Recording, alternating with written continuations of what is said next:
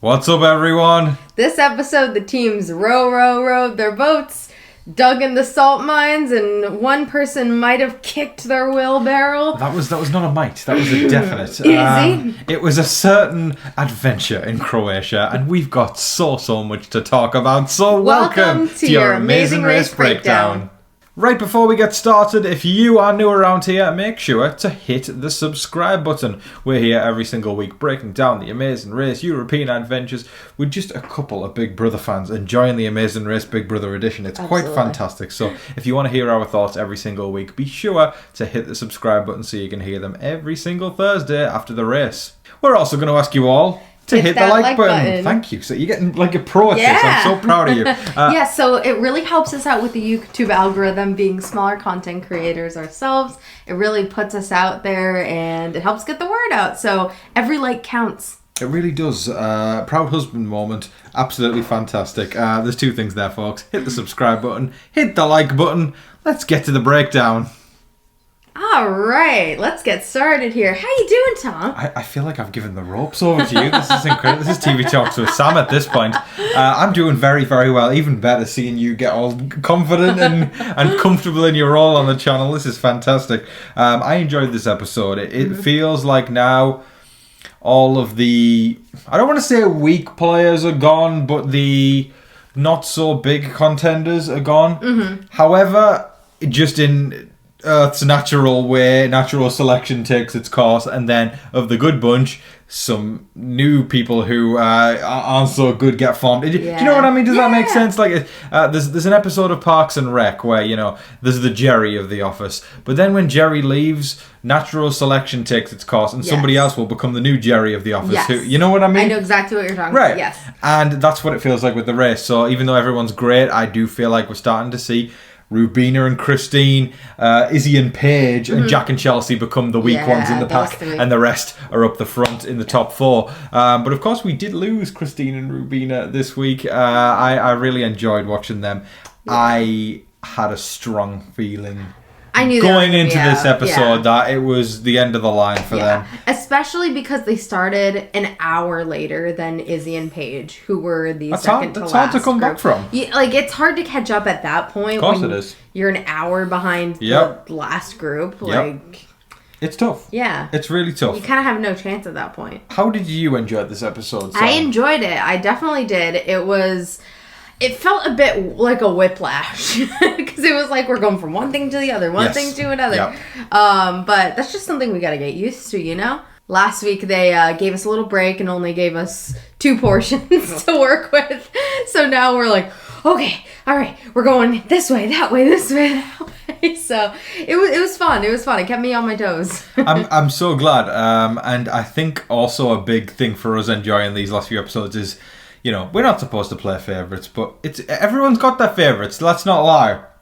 Seeing Tucker and Eric dominate the competition, I'm really enjoying that. Me too. I mean, like, it just comes easy to them, and they haven't gone into, like, there's nothing in their way. They haven't tripped over anything. They haven't struggled at all. I really, really do think that this race is going to come down. In the end, the very, very end, it's going to be Tucker and Eric versus Jag and Jazz. Yeah, I agree. That's my bet. Yeah.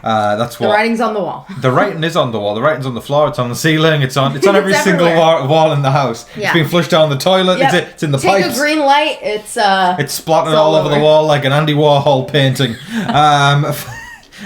Now I'm thinking of splats from a UV light on the wall. I don't want it. Why did you bring Sam? Why did you bring the light up, Sam? That's disgusting.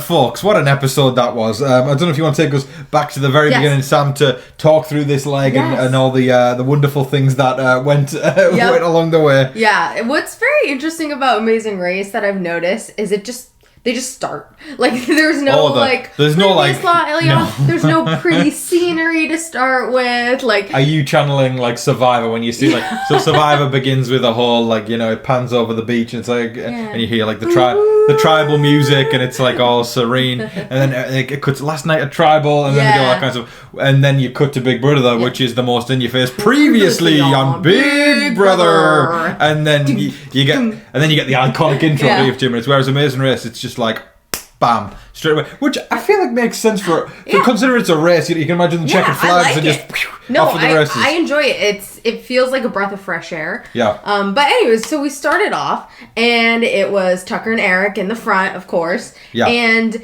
this is where we found out that all the teams had to drive stick. Oof. I do not envy them. Welcome to Europe, folks. Yeah, Europe. This is something I learned being your partner here, is that you Europeans, you love your stick. It's not that we love stick. It's the fact that that's what she said. It's the fact that they said we're very inclusive on this channel. It's not that we love stick. It's more so I feel like we just haven't really gotten transitioned.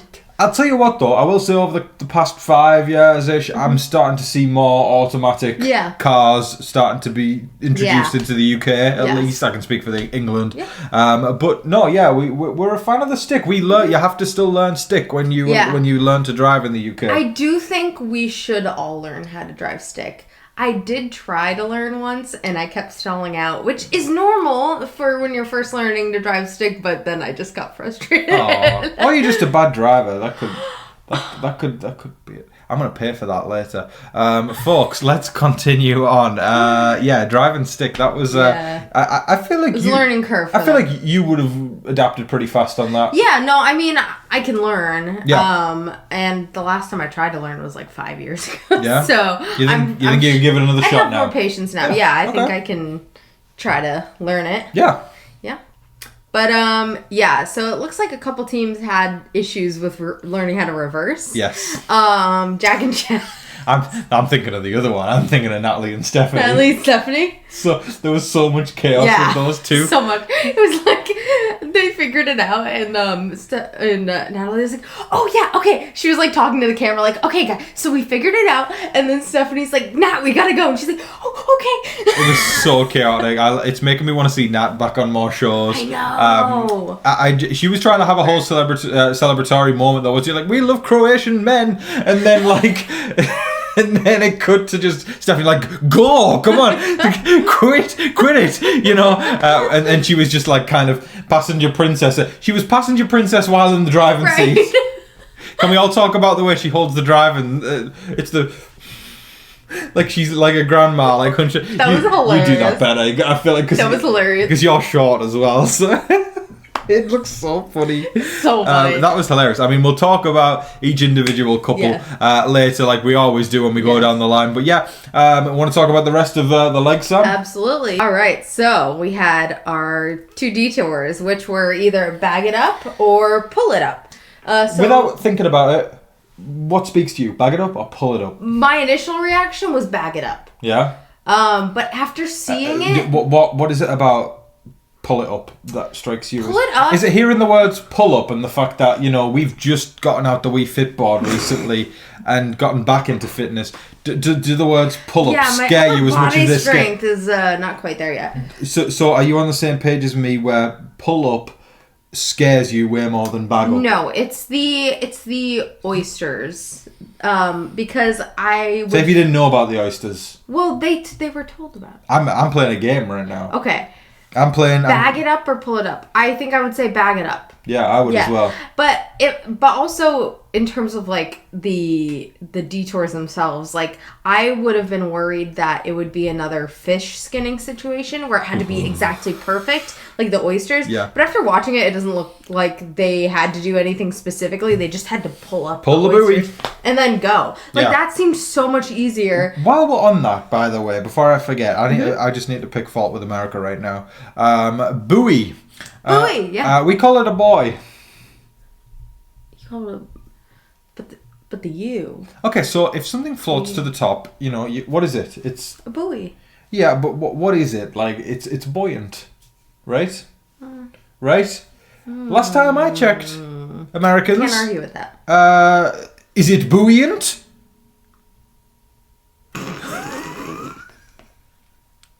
But does the word come from buoyant? I will ask you again. Is it buoyant? No, but does the word come from buoyant? Boy and buoyant. But does the word buoy come from buoyant? I will ask you once again. Is it buoyant? Dodging the question. I don't see any reason behind is it buoyant. Is it buoyant? Is it buoyant, sir? No. Thank you. What does Moving the on. word? It doesn't come from that word. I'm having way too much fun winding you up right now. Okay, so yeah, I would have gone bag it up, Sam, just from the name alone. But after watching it, After watching, I would have gone pull it up. Pull it up for sure. Yeah, I would. Yeah, it seems like it's kind of unfair. Like, It's chance although to the win, rowing, you know? the rowing, I think would trip us up.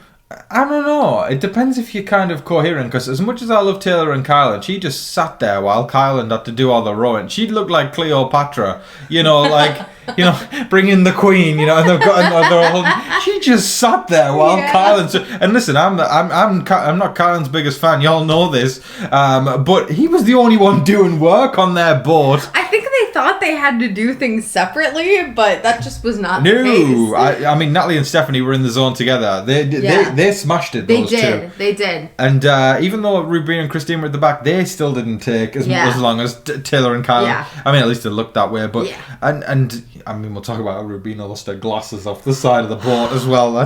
You couldn't. That must be tough for you if you as a glasses I think wearer. I need some time to process, so we're gonna run back to it while I just You sure you don't want to share your feelings here with the group? I'll do that a little later once I'm a little ready. Okay, you got it. I support you. All right, and then they had their roadblock, and they had to read this relief map. Yeah. Which I've never heard of the term relief map. A raised relief map. I've heard of a raised map. Yeah. And I've seen them before. Yep. I just didn't know it was called a relief map. Yep. Steph also ran into that issue where she didn't know what a relief map was. Yes. Lots of trivia there as well. Lots of trivia. Lots of trivia, running around trying to remember facts. Yeah. It was tough because, the big thing that kept tripping a lot of people up was they would go, how high is this mountain or whatever, just for damn sake. And then they'd say, 3625. And we're screaming, saying 3625. What? Hot dogs? Like you've got to specify which one it is. I mean, I don't know if that's just maybe we would have been the same if we were in the race, but to me it just seemed incredibly obvious to say the metric. Right, because it could be 4625 anything. Exactly. Right. Miles, kilometers. That's the thing though, they weren't even saying that. And then that would make them waste even more time having to run back and do the whole thing again. Change the questions. Yeah. Every time they got it wrong and they came back, they would change the questions. Yeah. So that made it even more difficult. So they basically had to memorize everything. There was a lot. So it was basically the people who were best at memory nailed it. Eric? He just remembered all of them. Are we surprised? Because I'm not. He just remembered every single answer. The Des Laurier's brothers are bada bing, bada boom when it comes to competition. There is no tripping them up there. They haven't run into any issues in the race. And no, they have because they did the whole they missed the segment on a few weeks, and I think it was 2 or 3 where they ended up going back and then going with the magnets. Yeah, but that was episode 1, I think. To their defense, it didn't stop them. They managed to make time back. It was seamless. It was effortless to them, and it always is. So yes, after the trivia was done, they would have to head to the pit stop, which was a beautiful cove. I would love to go. I just want to talk about that for a second. Propratno Cove is where they had to head to, and it looked beautiful there. And then gorgeous. The water was crystal, so clear. Crystal clear. It looked so nice. Yeah. So I think it's time we talked about the placements and went over all these players this episode, and kind of give the lowdown on what we think of each one and kind of where they're heading going into next week and what we thought of them on this episode. So let's start from the top. In first place this week, also winning cash back to go to Egypt and Cairo. They're going to be going all over the world. Oh, that's incredible. Really cool. So cool. Yeah, I've never been to Egypt. Yeah, it looks me neither. Cool. When I was a kid, we had an exchange student that stayed with us for a year. Okay. And she was from Egypt. Yes. So I know a good amount about Egyptian stuff. Yeah. Do you understand any hieroglyphics? No. Do you know? No, because they don't use hieroglyphics anymore. Of course, yeah, but it's that's. I was trying to flex my Egyptian knowledge. I used to watch this show called Horrible Histories as a kid, and they would. It was like an educational history show for kids. It was so good because listen, when kids get taught, they don't want all the facts rammed down their throat. They want it to be in a fun way, and that one was done through comedy sketch and all that kind of jazz. And I'll listen. I'll hazard a guess. I feel like I learned more history from horrible history than I did in school. I'm not gonna lie. It's one of those things, and they used to do it through song as well. Something familiar with y'all there, how I like giving you all the information through song on Big Brother. But yeah, the hieroglyphics were always a thing that they talked about. So I think of Egypt and I think of hieroglyphics because it's such a fascinating language and alphabet. Yeah. It's just brilliant. When I was a kid, I used to have a book of hieroglyphics and like the translations or whatever. It must have took them a while to write the sentence though. Yes. Right. Yes, a very they were long all time. intricate symbols each and every one. Point is, Tucker and Eric are going to Egypt, but like you said, hieroglyphics aren't a thing anymore. No. So it doesn't really filter into this. But wow. First 3 weeks in a row. Pretty impressive, right? Yeah, that's insane. That is actually insane. And I don't see them losing that place. Or even going lower than 2 or 3. Here's where we differ, right? Because I think it might drop to 2 or 3. Yeah. Well, it could. I think that would be... It won't go lower than that. I think that would be something...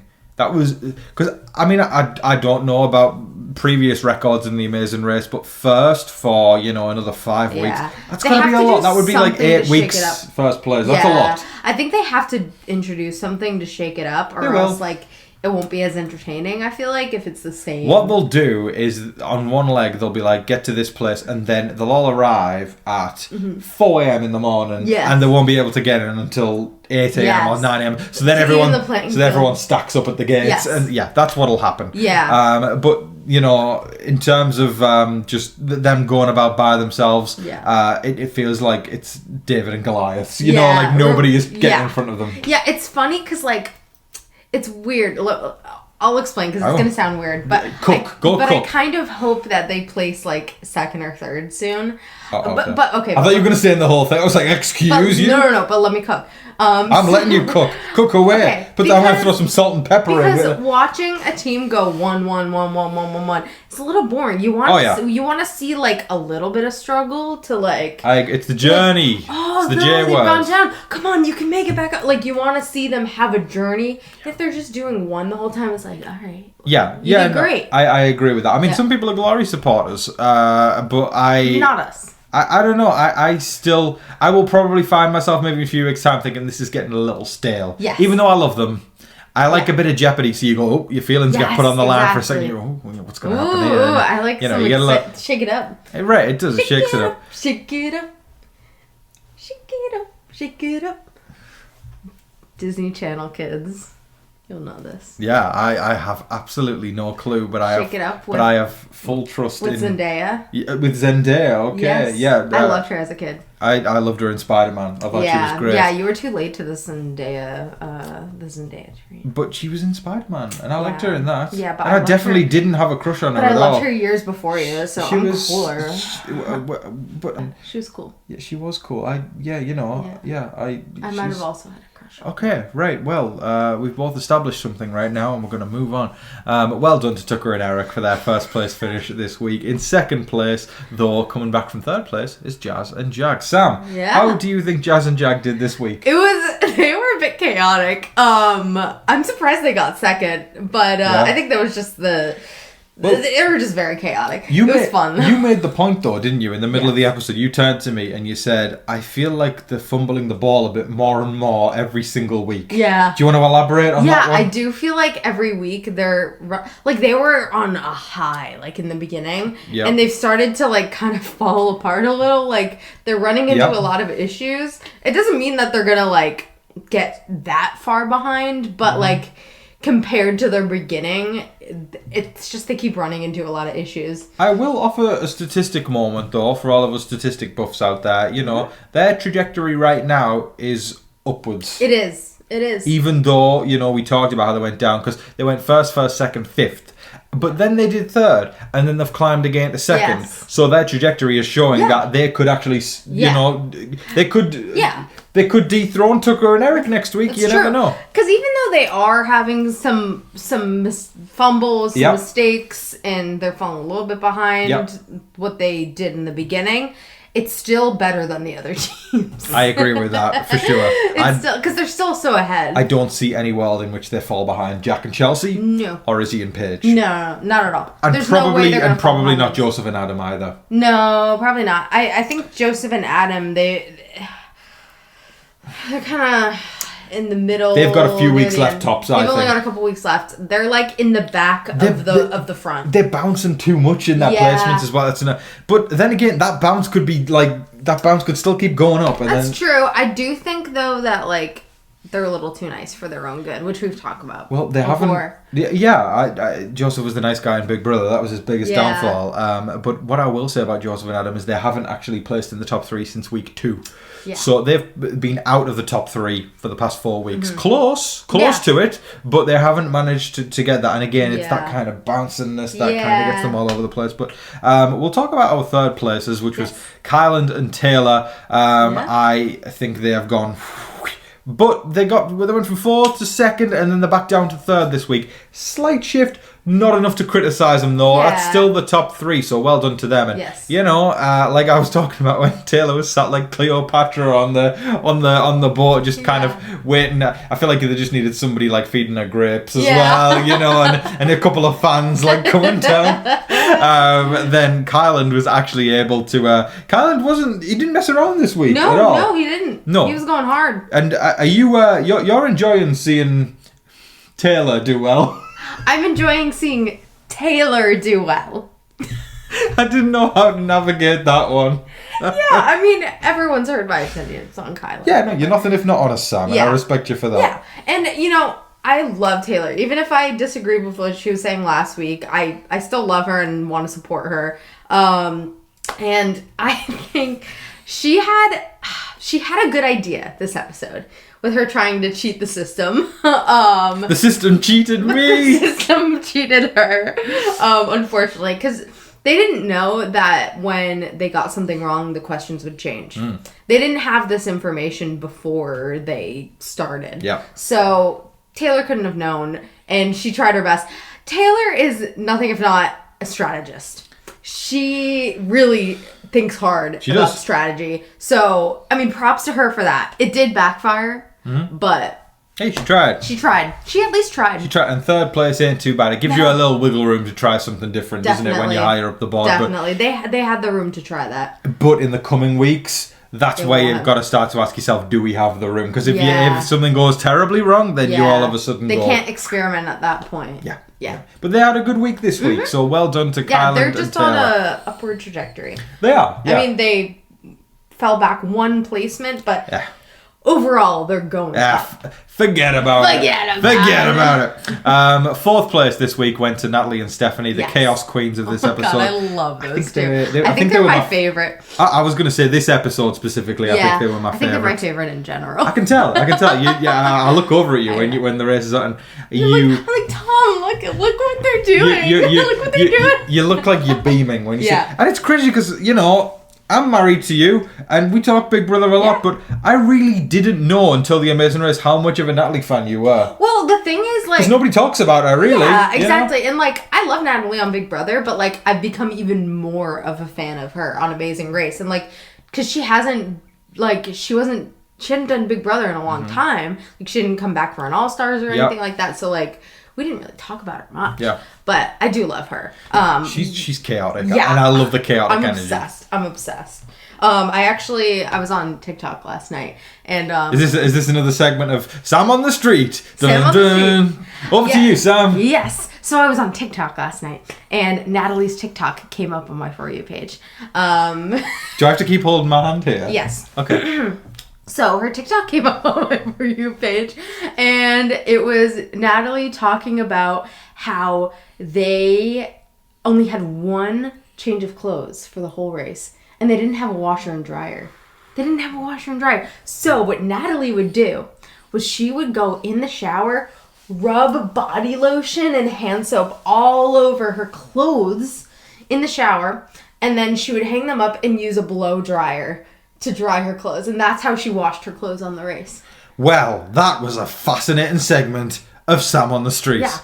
I never expected for them to be living like they were on Survivor. Yeah. Like, I didn't expect that they wouldn't have their clothes washed. I'm just thinking about how much it must smell, all the sweat and everything from having to run who from would have place to thought that place. they don't get their clothes washed? Right. Because it isn't Survivor. Yep. Like, I don't know. I just didn't think about that. But that was really interesting knowledge that I got from Natalie. Which brings me to my next journalistic integrity question. Which show would you say exhibits the stinkiest contestants? Survivor or The Amazing Race? Survivor.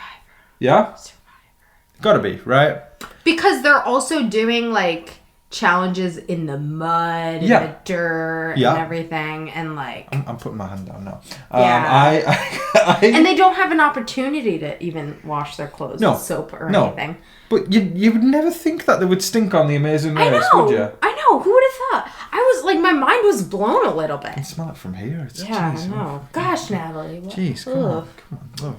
Well, actually, no. She must have been the cleanest. If she was rubbing lotions and soaps and whatnot on her, then that was smart. That was very smart. Yeah. Well done for beating the stink, Natalie. Now, before we move on to our fifth places, do you have anything to add, Sam and Natalie? Because I'd be remiss if I just, brush past, because it's Natalie. You've always got something to say about Natalie. And Stephanie. Yes. I just love, like, their dynamic because they're so different. Very different. Very different people. Although they get along and work together super well. But nearing the end, when they were about to go to the pit stop and they were working with Joseph and Adam, I really loved Stephanie and Adam working together. Yep. So then they can like both get the answers, and it was very smart. Yep. If you have an alliance in The Amazing Race, you can use stuff like that to like really get ahead. So that's smart.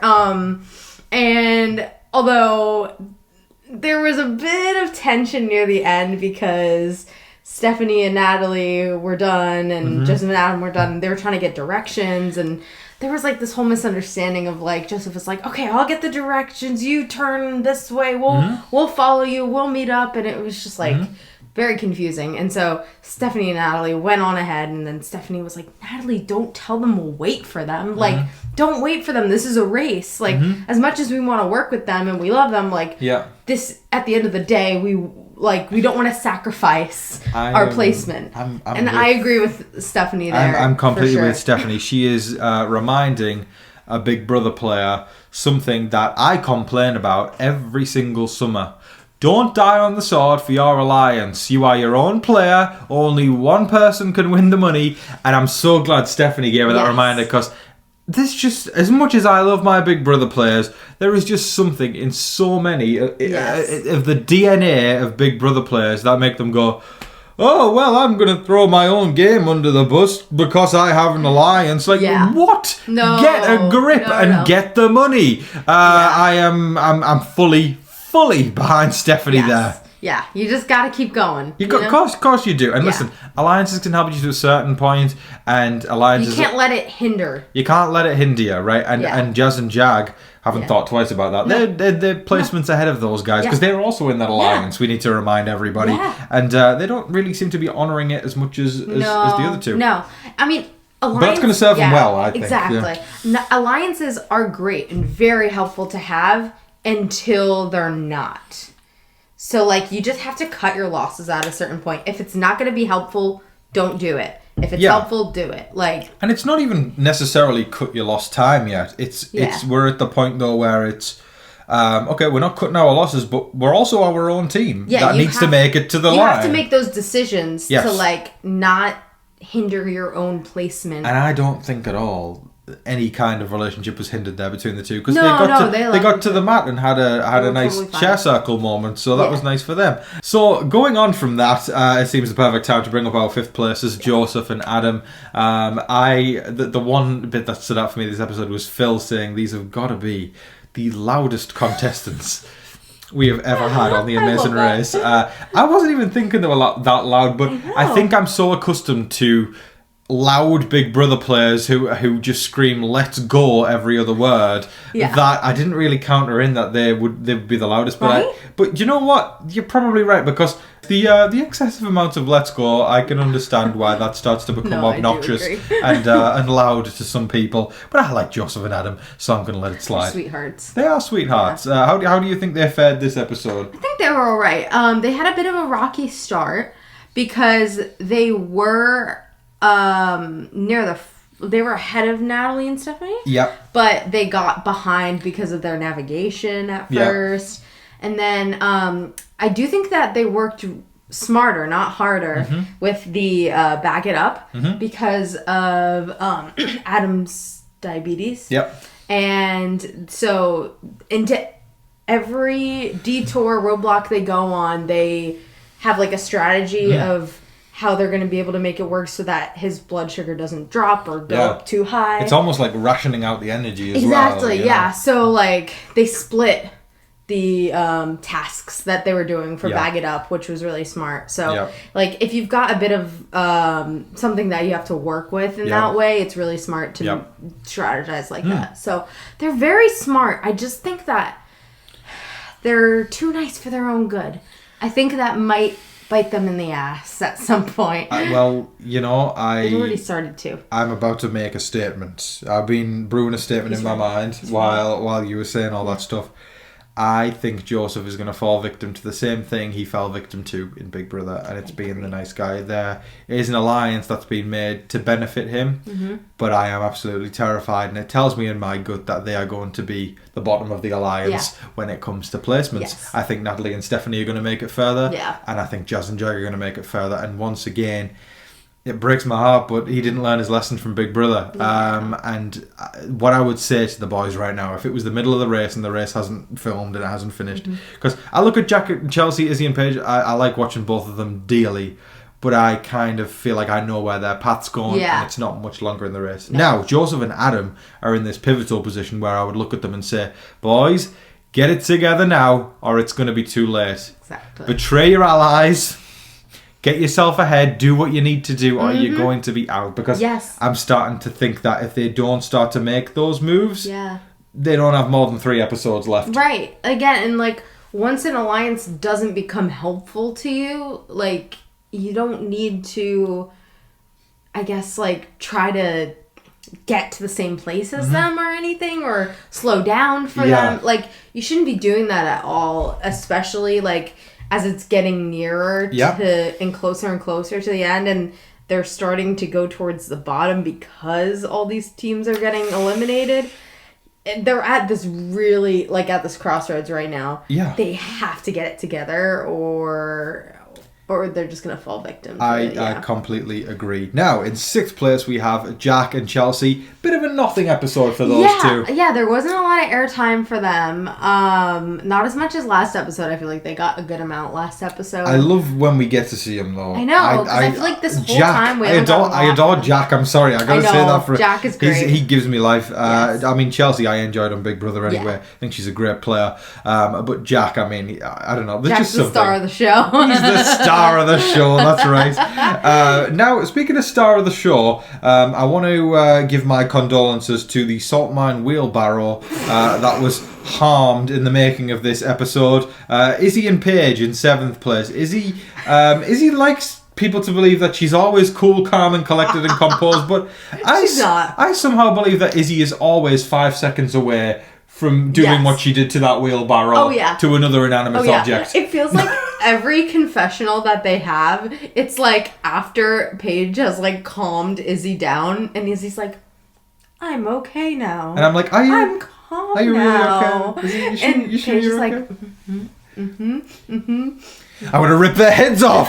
Paige just like trying to keep her cool and Izzy's just like kicking the wheelbarrow.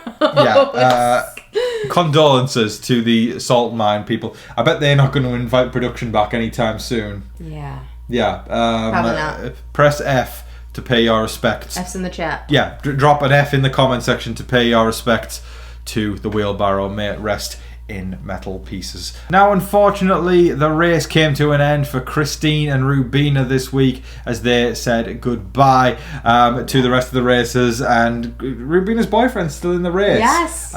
She said something at the end of the mat that I think we'll both want to talk about, but you know, we'll go back to the beginning of their week. They had a tough time. I predicted all day. I said to you earlier in this day, I said they're gone tonight.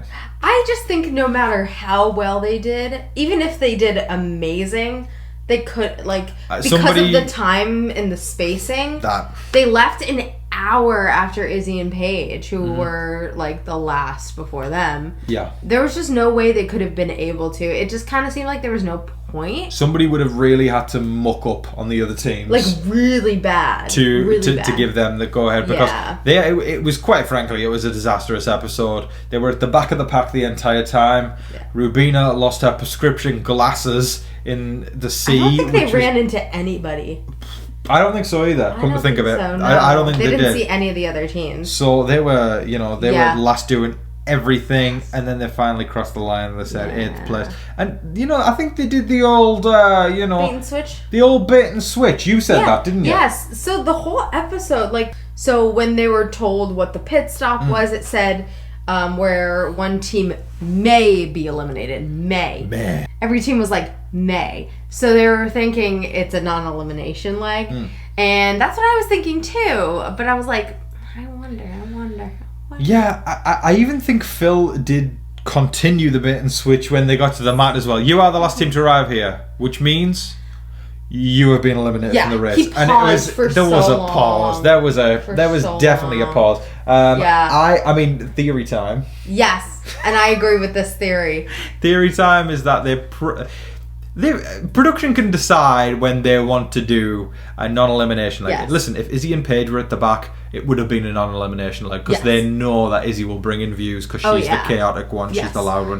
That's what people were talking about so much on Chat BCC. It's what they do on Big Brother though as well. Yeah, exactly. They want to keep the entertainment around. The favourite goes, oh hey, what's this? Oh, Battleback's back after 5 years of not being here. There's this new thing called Zombie Week. Yeah, that basically. But yeah, you were saying about Chat BCC. Back to Sam on the street. Yes, I actually didn't look at it a lot this week. I was just trying to soak up the episode. I also don't feel like there's a lot of drama in the episode anyways this week. But I was seeing some messages pop up and everybody was talking about Izzy kicking the wheelbarrow. I'm interested to see people's reactions. Oh yeah. The first one I saw was Alex. Yeah. Who is Kat's boyfriend. Yep. And she was saying, Izzy with the wheelbarrow. Yep. He was laughing about it. So I'll have to check those. Does it seem like everyone took it in good jest? Oh, everyone was finding it hilarious. Oh, good. Yeah. Good. Yeah, everyone was finding it funny. Good. I'm glad. Yeah. Because, it's moments like that make reality TV so much fun. Listen, nobody was harmed in the making of it, apart from maybe the feelings of the salt mine folks and who rented out the wheelbarrow. Yeah. The poor wheelbarrow. I'm so sorry. I was insensitive and I don't want to do that again. I'm really sorry. I'm going to go and reflect and you should. And I'm sorry, wheelbarrow. Yeah. Yeah, so we did have this theory that, they said may so that they could leave it up in the air and they could just decide on the spot if it was going to be 100 million%.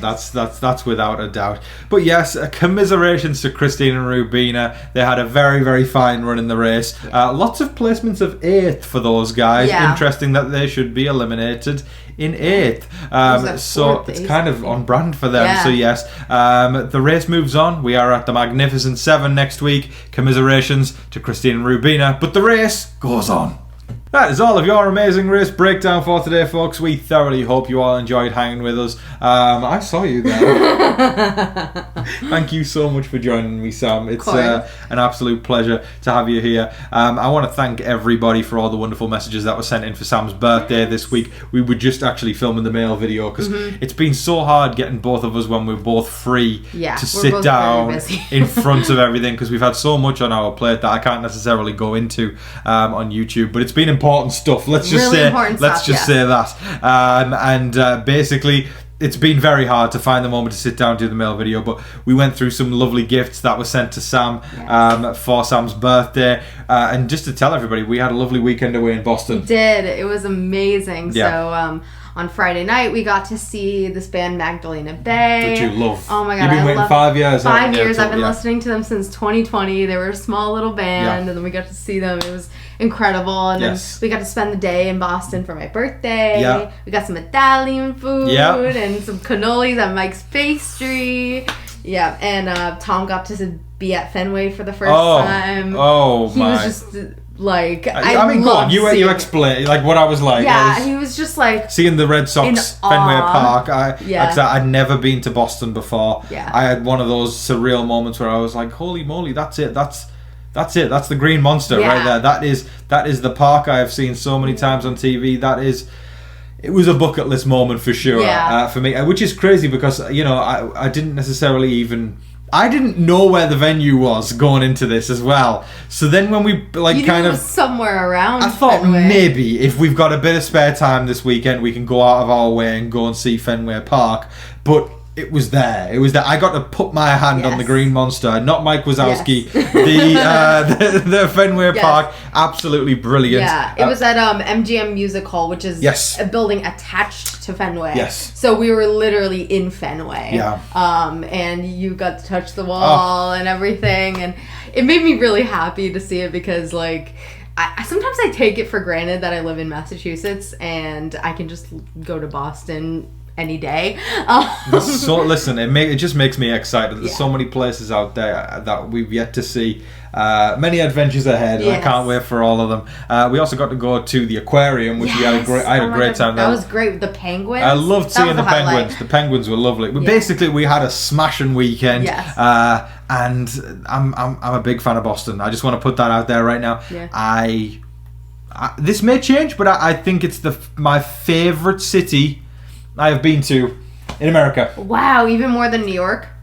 I love New York, but Boston has this charm of America and the UK rolled into one. Yeah, it's a very historical... Does that make sense? Yeah, no, it makes sense, because it's got all those buildings, because the Brits came here, and Tea Party... We don't like to mention it. Listen, that's a touchy subject with a Brit here, but, anyways, thank you so much for watching, everybody. We appreciate every single last one of you. We'll remind you that the P.O. Box is still open if you guys want to send something in. Thank you guys for the presents and all the love. It's been amazing. For my birthday and everything. Yeah. That was like, I just want to take a moment to say thank you so much. I seriously really appreciate it, and I love you all. Oh, you smashed that. That was great. It's warmed my heart seeing you guys be so welcoming to Sam as well. You'll see our full raw reactions when we open all the stuff up in the videos, because the mail video is coming. I've seen a lot of people saying, is it coming? Yes, it's coming still. Again, I apologize so much. We have genuinely been so freaking busy. It's been so hard to find moments to film, and because it's one thing, line up all the schedules. It's one thing me sitting in front of the camera, for whatever, but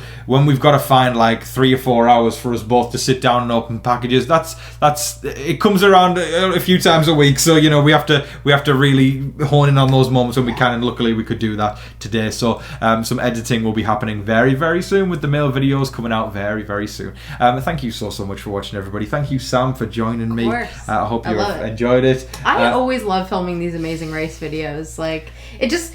Talking about Big Brother players and everything just comes naturally, it's really fun. It's my favourite video of the week for the sole reason of having you by my side doing it. So it's always great fun. But folks, I hope that you're all staying safe, staying positive, and staying healthy out there. And remember to be kind to one another. But in the meantime, please don't forget to like, share, comment, subscribe, do all of that wonderful stuff. But until your next amazing race breakdown, I've been your host, Tom VASEY. And Sam VASEY. Good night.